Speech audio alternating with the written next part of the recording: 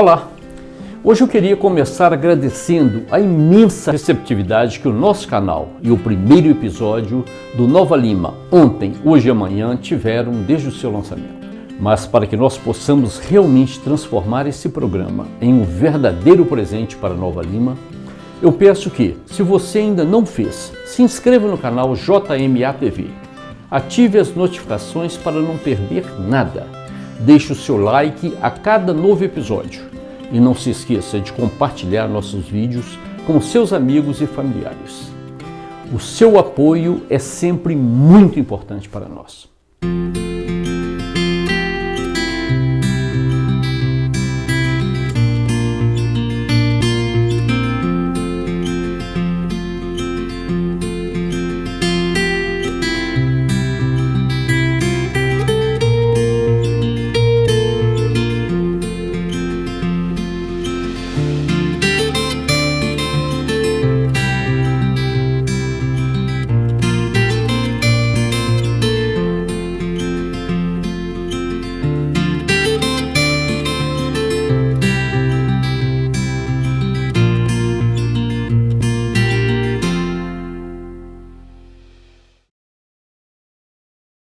E para começar o programa de hoje, eu queria falar um pouco do porquê do formato que escolhemos para ele.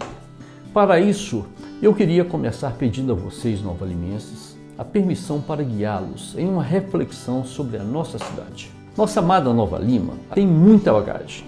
Assim como outras cidades históricas, foi construída em consequência e através de períodos marcantes, que embora tenham particularidades bastante distintas, lhes confere uma espécie de identidade comum a todas elas. São heranças, marcos, traços arquitetônicos e outras características que, embora distintas entre si em forma, cores e tamanhos, são marcas quase que unanimemente encontradas nessas cidades, cunhadas por um período histórico que, ao longo do tempo, foram lentamente dando corpo à nossa nação. Mas o que essencialmente torna cada uma dessas cidades únicas seriam os motivos e intenções através de suas fundações e desenvolvimentos? Talvez em parte. Foi nas idas e vindas de personalidades ilustres da história, na necessidade de comércio, na exploração de suas riquezas e em tantos outros motivos e intenções que a maior parte das cidades e localidades históricas fora se erguendo ao longo do tempo, mas embora muitos desses motivos e intenções sejam por diversas vezes únicos, a própria existência deles, enquanto fatores determinantes para o nascimento e crescimento dessas cidades, as coloca em uma zona de interseção comum a todas elas. Então, o que confere a essas cidades as suas identidades próprias? Mais particularmente, o que faz da nossa Nova Lima um local tão singular? Na minha humilde opinião, a resposta está no seu povo. São as vidas, experiências e causos de cada novalimense e as suas interações uns com os outros, que conferem à cidade as suas impressões digitais. Sejam protagonistas ou coadjuvantes em cada momento da cidade, é na forma como cada novalimense traçou seus caminhos por aqui que está a nossa verdadeira identidade e a nossa personalidade única. Cada ação, cada gesto, cada contribuição, por menor que fosse, foi cunhando lentamente cada linha dessa nossa impressão digital.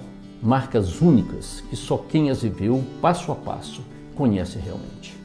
Ao longo dos meus mais de 30 anos aqui na cidade e dos 25 anos como juiz, ora por intermédio da profissão, ora pelas relações pessoais ou ainda pelo simples ir e vir do cotidiano, vocês me deixaram participar e conhecer um pouco dessa história e dessas marcas únicas.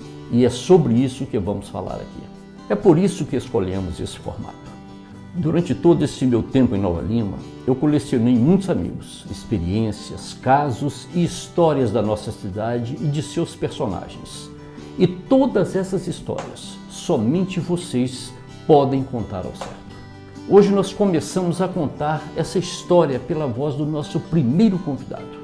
Ele é um novalimense que, ao longo dos seus 88 anos, participou ativamente e conhece como poucos diversos momentos marcantes da nossa cidade. É um personagem muito querido, coleciona casos, histórias e experiências nas mais diversas áreas da cidade e hoje ele vai nos contar um pouco dessa história. Quem é ele? Nós estamos aqui hoje com o nosso primeiro convidado, o Dr. João Zanfurlim Primo, mais conhecido como João Zanfurlim. Muito obrigado pela sua presença. O senhor está sendo o nosso primeiro entrevistado nesse programa que nós estamos ofertando para a nossa cidade de Nova Lima.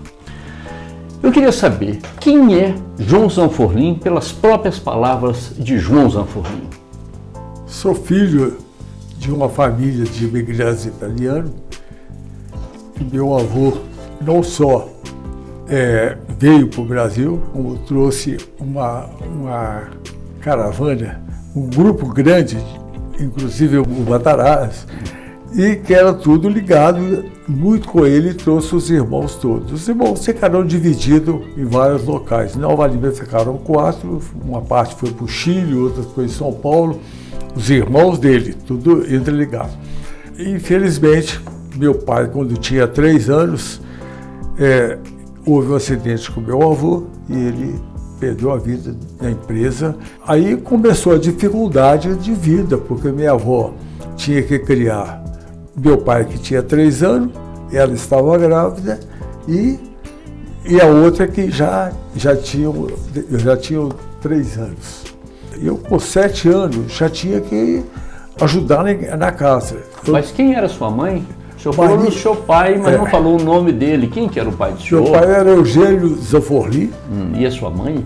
A Maria Ragonés Zanfurlim. Meu pai falava e escrevia tão bem o italiano que ele era representante consular aqui em Nova Lima. Olha que ótimo. E meu avô construiu a escola italiana aqui. Meu pai, o Boni, que era o cônsul italiano em Belo Horizonte, mas tinha contato com ele para saber as notícias que ele precisava sobre italianos aqui. Eu, com 7 anos, já levava comida dos ingleses, base marmita, para ele. Terminou o curso primário, eu fui para o Liceu Imaculado. Isso aqui em Nova Lima ainda? O Liceu Imaculado em Nova Lima, fazer os cursos técnico e contabilidade, que é o que tinha. E fui fazer curso técnico no Senai, que era feito em convênio com a empresa. A gente ficava 3 dias no Senai e 3 dias na empresa. Era dessa maneira. Onde eu me destaquei como torneiro mecânico, e meu pai, muito ligado com o inglês, que era o chefe geral da... Meu pai era mecânico. E ele falou, o papai pediu para ele falou, não, eu tenho informação do seu menino. E me pôs para trabalhar na mecânica, como torneiro mecânico, com 15 anos. Eu fiquei 3 meses lá, e no fim, na hora das refeições, eu ficava torneando as peças, e ele chegou e falou, o que você está fazendo aí? Eu falei, eu estou adiantando o serviço aqui. Aí ele falou, não, a partir de amanhã você não vai ficar trabalhando aqui não, você vai para o drawing office, que ficava na Casa Grande. Você vai lá porque você vai aprender leitura de desenho mecânico e essas coisas, para depois você voltar, quando você voltar, você já volta com a posição mais alta aqui. Mas aí você foi para Belo Horizonte? Não, aí, doutor, o pessoal me viu lá na Casa Grande, falou, não, você não vai ficar aqui não, você vai ficar com a gente. Aí me transferiu para o SUV, os nomes eram tudo em inglês, né? Transferiu para o SUV. E eu, então, comecei a mexer com topografia junto com eles e dei um voo mais alto, que corria todas as propriedades, com medições e determinações de áreas que podia ser útil. Aí eu fui estudar em Belo Horizonte, sabia de um curso técnico de agrimensura, mas era muito difícil deslocar de Nova Lima para Belo Horizonte, porque ia pela Estrada Velha, a estrada que passava ia sair lá no Taquaril. Era uma viagem... Então o senhor tinha que usar um tal de jaleco, guarda-pó, não tinha? Era uma viagem louca, porque eu não podia chegar muito sujo, que é muita poeira. Aí a gente colocava um jaleco E senão os colegas da gente debochavam da gente na escola. Chegava com o cabelo, a cor era até diferente. Mas aí, depois de 2 anos que eu estava estudando, aí a estrada de Nova Lima, Belo Horizonte já estava funcionando, mas era limitado o horário dos ônibus de Belo Horizonte para Nova Lima. O último ônibus era 10 horas, era 9h30. E eu tinha aula até 10 horas, então eu tinha que voltar de trem, saindo de Belo Horizonte, passando pelo Sabará e vindo para Raposa. Chegava em Raposa, pegava um bondinho que estava esperando a gente, o bonde, para Nova Lima. E esse bonde, se não me engano, tem um exemplar dele na Casa Grande, não tem? Exatamente. Esse bonde era composto de vários vagões desse, né? E tinha os vagões de transporte de peças pesadas que vinha através da Central do Brasil, chegava em Raposa, descarregava e vinha nesses bondinhos, nessas pranchas, para ser descarregado. Seu João, deixa eu lhe contar agora uma particularidade minha, ou melhor, da minha filha e do meu genro. Eles tiraram retratos nesse bondinho quando se casaram. Temos aqui no nosso álbum de retratos. Esses bondinhos, quando foram desativados, desmancharam eles todos. E eu tinha uma equipe que ajudou a desmontar esses bancos, aproveitava o cobre, que a maior parte dele era os balaústres, as poltronas tinham um volume muito grande de cobre e a madeira toda era pinho de rio. Eu não deixei de desmanchar um. Que é o que está lá. Eu não deixei de desmanchar um e coloquei um trabalho para deslocá-lo, onde ele estava posto na entrada do Morro Velho. Tinha um carroção de boi, que era um carroção que transportava as peças pesadas que vinha pela central e descarregava em Manuel de Bicalho e vinha com essa junta de boi trazendo as peças pesadas. Depois de um certo tempo fizeram uma linha ferroviária entre Nova Lima e Raposa, que servia para o deslocamento do pessoal de Raposa e não só isso, mas também toda a importação de maquinário que vinha descarregava mais perto, não tinha esse trabalho todo de deslocar com carroção de boi. Eu quero conhecer um pouco do Sr. João, ou conhecer muito do Sr. João, como trabalhador, como engenheiro da Morro Velho. Eu tenho 2 informações que são muito interessantes. Eu queria saber se realmente elas são verdadeiras. Conta-se uma história, inclusive num livro do Tarcísio Delgado, Tatuagens na Alma, em que houve um rompimento aqui de uma galeria, em que os operários ficaram dentro dessa galeria. Mas verdade mesmo, porque quando terminou a lavra de céu aberto, ficou economicamente, não justificava descer mais do que já tinha descido naquela cava. Fizeram 2 poços com aproximadamente 250 metros cada um e 2 poços paralelos. O paralelo era que não tinha maneira de ventilar o fundo desses poços, então tinha construído 2. Um afundava mais, fazia uma fogueira no fundo dele, e comunicando com o outro, a ventilação, o ar continuava. Sr. João, então o ar mais leve sobe, é isso? O ar mais leve sobe.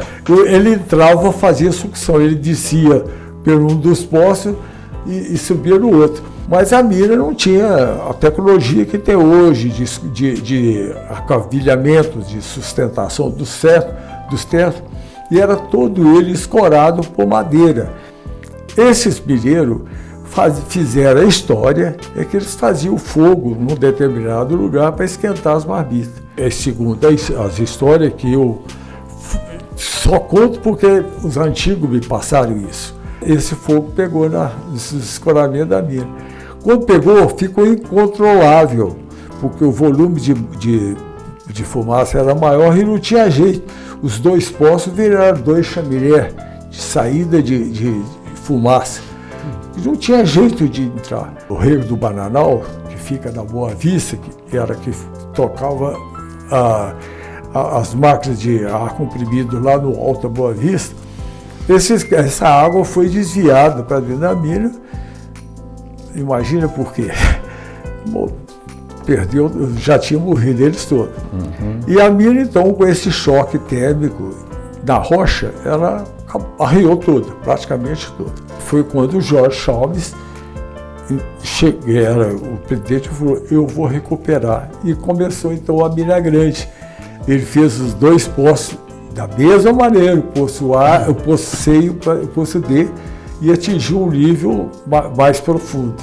Aí recuperou a mina. Aí contrataram 2 norte-americanos, muito experientes, com um gabarito mesmo de subsolo. Ele viu o sistema de perfuração da rocha, que nos primórdios era feito com uma barreta batendo na alavanca. Depois vieram as perfuratriz antigas, pesadas. Aí ele trouxe um sistema moderno que era uma broca integral. Mas para essa broca integral trabalhar nessas minas, que a dureza do minério era muito grande, ele foi fazer o teste primeiro para fazer um investimento maior. E me mandou eu criar uma equipe para ir acompanhar o teste dessa broca. Quantos metros essa broca conseguia furar.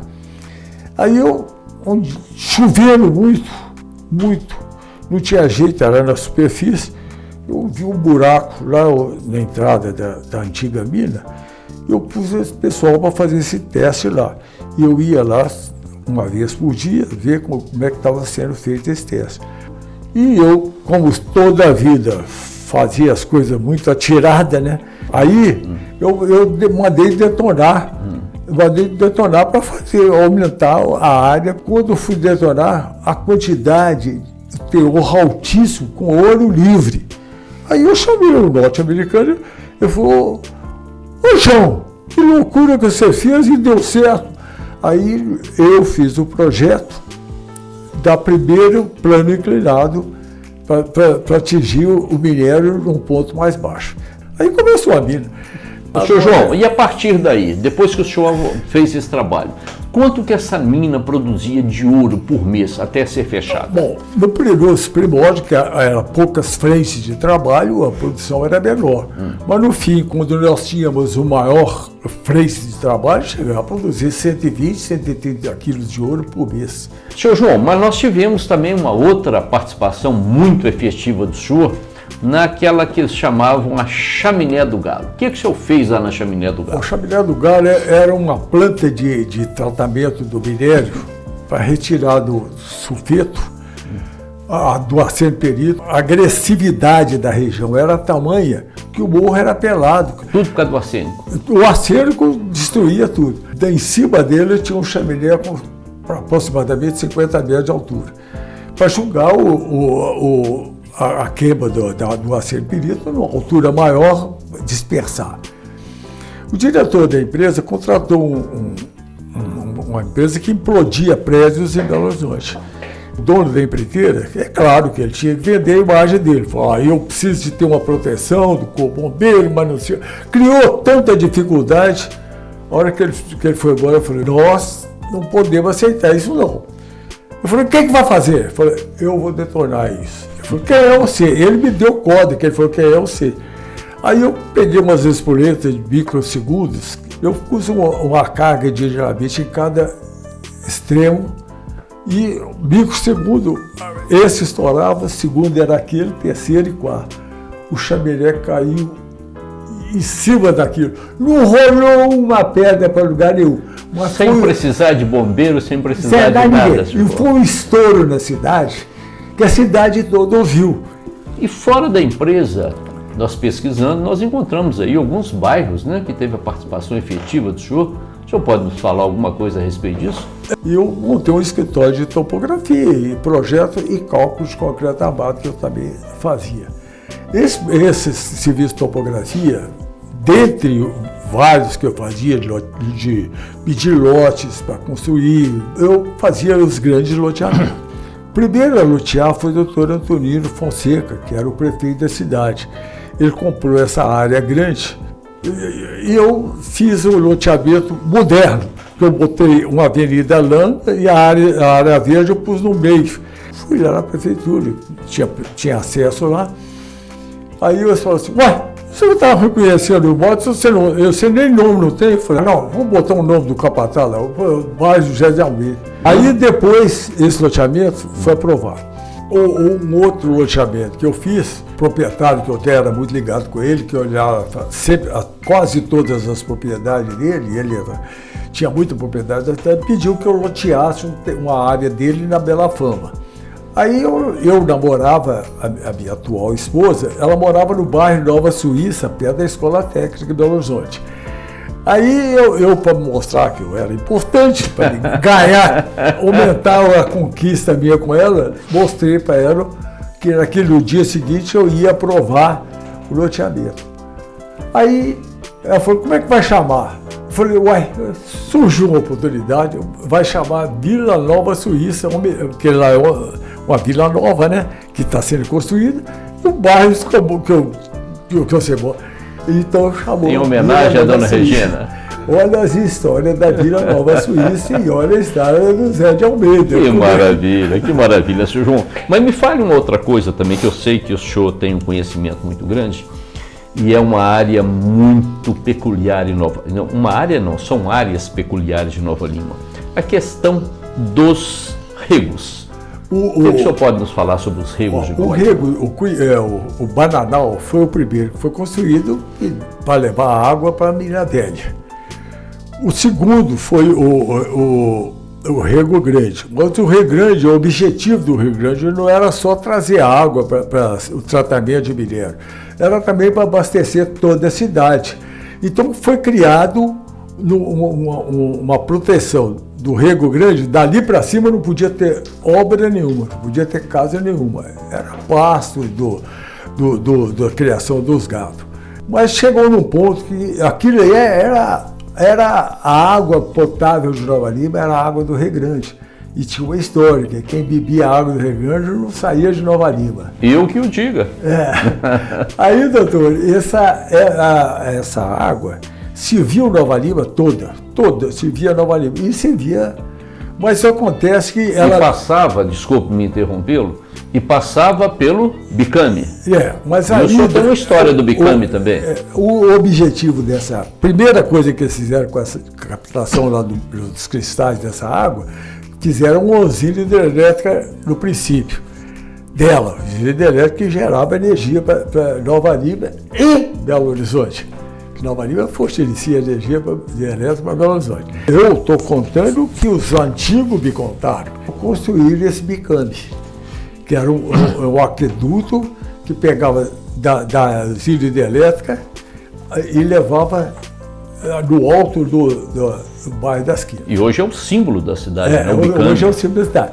Mas isso foi construído com todo ele com madeira nobre, que era aroeira, e a calha foi toda ela foi importada da Inglaterra, porque ela precisava de ser uma calha especial, mesmo aço que usavam no escalado do navio, porque é muito agressivo o fundo do mar, né, com o sal. Então, o velho, São João del Rei importou essas peças. Quando chegando no litoral brasileiro, o navio afundaram o navio. Aí, quer dizer, atrasou a obra para fazer o Bicame, mas eles conseguiram içar o navio em uma determinada posição, que recuperava alguma das chapas, mas faltava, e o que faltava no desmanchar o navio, usar essa chapa. Que história também. Interessantíssima. Essa história eu estou contando que eu ouvi dos antigos da empresa, que já ouviu de outros mais antigos. O Rio Carrapato foi captado do pé da Serra do Curral. Todos os regos tinham que ter, no máximo, 2,5% de grade, porque se fosse mais, carreava o fundo dele e destruía.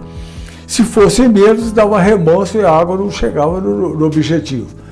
Para fazer esse grade, eles usavam a caravilha montada em cima de um tripé, dava um tiro, um determinado ponto, ela ia absolutamente no nível. Quando ela atingia aquele ponto, aquele nível, Ali você determinava o grade que você ia fazer. O Rego Grande é a mesma coisa, mas o Rego Grande já usaram os teodolitos, que já ajudava dos projetos da mina, não só, e os regos já eram construídos desse jeito. Que maravilha, que maravilha. Mas, senhor João, vamos ver então o senhor João, o doutor João, político em Nova Lima. Me conte aí sucintamente como foi a passagem do senhor pela política em Nova Lima. Ninguém tinha coragem de fazer. Em plena Revolução, em 1968, fazer Escola Superior de Guerra. A mineração governo estava financiando o Ministério do Exército desses cursos. Alguém tem que fazer. Eu falei, eu faço. Talvez, pode ser isso que meu nome apareceu como presidente da Arena. Eu tenho telegramas pedindo para mim ser o candidato a prefeito, para ser o candidato a vice-prefeito. Eu vou passar isso para o senhor. E eu quero esse telegrama, hein? Vamos mostrar aqui. Senhor João, e na vida social de Nova Lima, como foram as atividades do senhor? Eu participei de direção de todos os clubes. Foi construído 2 clubes que eu tem ações dele, eu chamava Clube dos 70, e ao Condel, que foi alugado uma área para Orilândia, que era em cima do antigo Banco Mercantil. Orilândia até hoje existe, né? Até existe lá. Um clube de campo. Doutor Acácio, a Dom de Pardo, eles criaram um grupo e mandaram que eu negociasse o terreno com as casas velhas que tinha lá. Eu fui lá e negociei. Ele falou, por você, João, eu gosto muito de você, eu vendo. Então comprou meu nome como pessoa física e passei para eles, para a jurídica, para fazer esse clube. Senhor João, vamos entrar agora na questão do esporte. Como é que foi que a seleção da Inglaterra de 1950 veio parar aqui no Clube das Quintas? O senhor sabe alguma coisa a respeito? Eu não tinha nem noção do que era futebol, porque futebol é só Rio e São Paulo.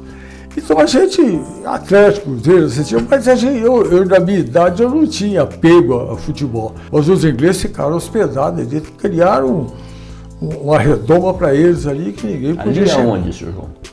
Dentro da Casa Grande. Dentro da Casa Grande? Dentro da Casa Grande. Transformaram os escritórios em algum lugar e nosso escritório ficava lá também. Então a gente via esse pessoal e eles se deslocavam dali para ir treinar no campo das Quintas. E eu deslocava junto com eles, uma das oportunidades, eu joguei junto com eles levando umas bolsas. E ninguém podia ir, mas eu estava lá. Por quê? Porque eu estava junto com ele. Ah, que bom. E qual a sua idade à época? Eu tinha 17 anos. De que 17 anos? Eu tinha 15 anos. E foi em 1950. Isso. Senhor João, tem uma outra história que eu sei que o senhor conhece bem e eu gostaria que o senhor nos contasse. A questão da matriz de Nossa Senhora do Pilar, Chalmers e Aleijadinho. Como é que aconteceu esse triângulo? O George Chalmers, Billy Chalmers, o filho dele, comprou a fazenda do Jaguara. A fazenda do Jaguara que produzia as aroeiras, as peças que vinham no Rio da Velha para o escoramento da mão dele. E ele era dono dessa fazenda, esse antigo, e ele era muito católico e construiu uma igreja dentro da propriedade dele. Quando esgotou a quantidade de madeira, o George Chalmers, através do filho dele, eles compraram a fazenda. Quando eles compraram a fazenda, eles olharam para a igreja e falaram, não, isso é anglicana, é na igreja católica, não. Então, para não agredir muito, para não fazer, eles tinham começado a destruir a igreja. Ele era católico, fervoroso, e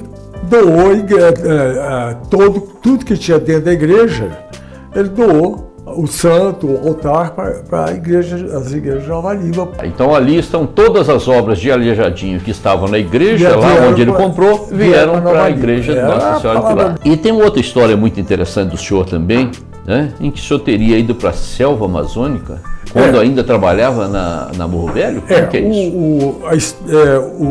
O dono da Morro Velho, que ele tinha controle da selva, o Humberto Viana, ele chegou com uma revista, o Cruzeiro, aquelas revistas antigas, uma reportagem sobre a corrida de ouro. Tipo, Serra Pelada, que era produzir 5 toneladas de ouro por mês, os garimpeiros.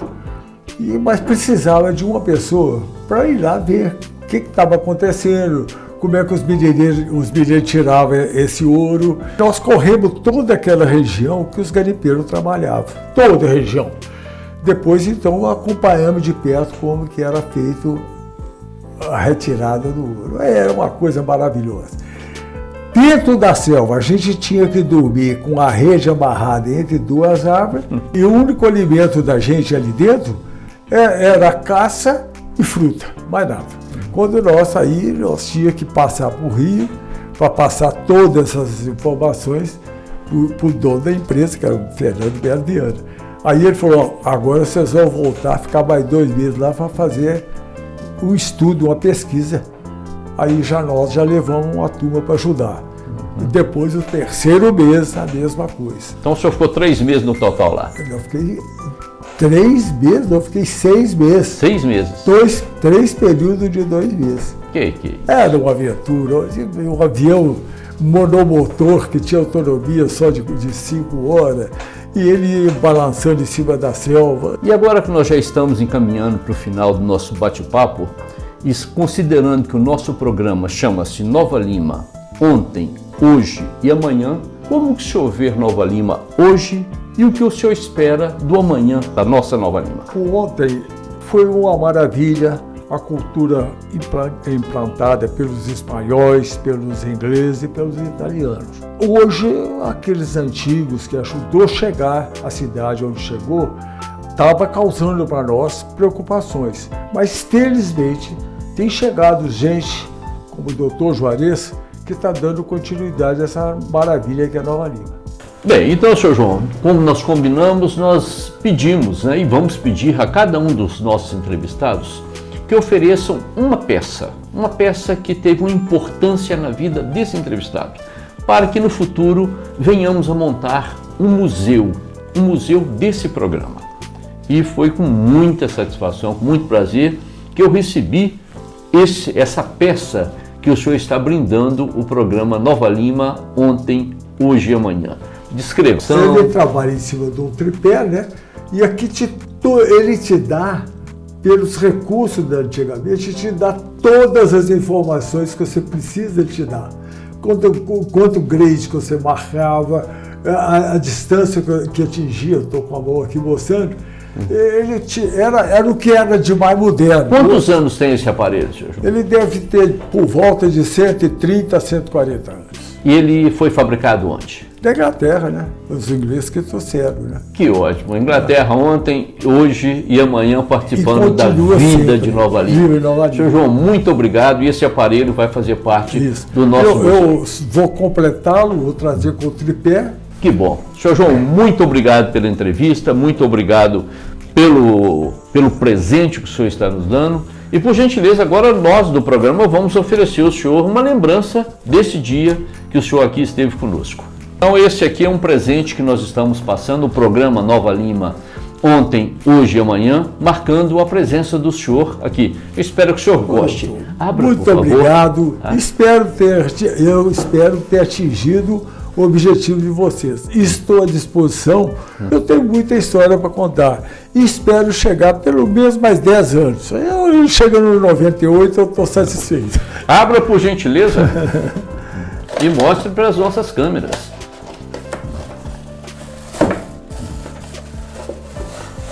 Eita feira!